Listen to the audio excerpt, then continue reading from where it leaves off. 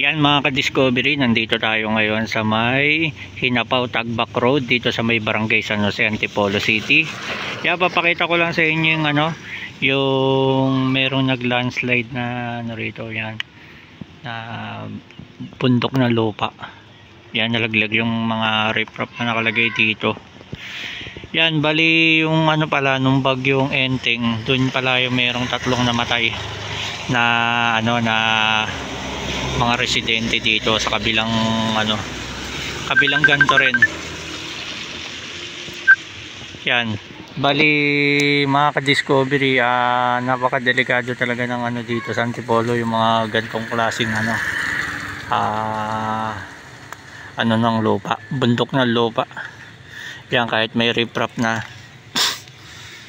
pa rin, napakadelikado pa rin kasi may tendency na biglang gumuho kagaya na ito. Tabing kalsada lang siya dito sa may Hinapaw Tagbak Road, Barangay San Jose, Antipolo. Yan, napaka kasi na ito, tarik na itong lugar na to, bulubundukin siya.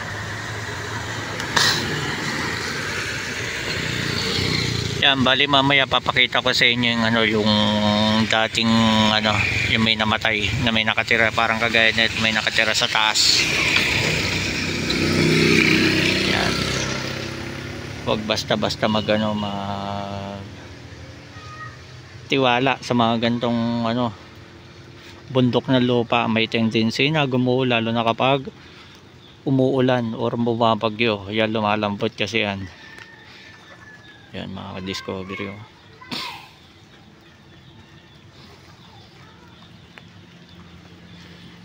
Yan, napakadelikado talaga na ito sa lugar ng ng Antipolo, itong lugar na to.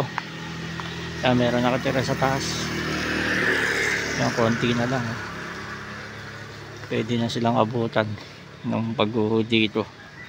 Pag umulan ng umulan, pwedeng lumambot to. Kaya delikado yung mga tumitira dyan.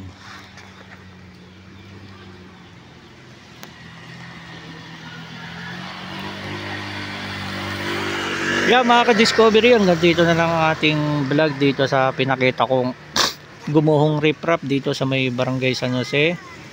Yan, Hinapaw Tagbak Road, Antipolo City. Hanggang dito na lang, gan sa muli. Thank you for watching.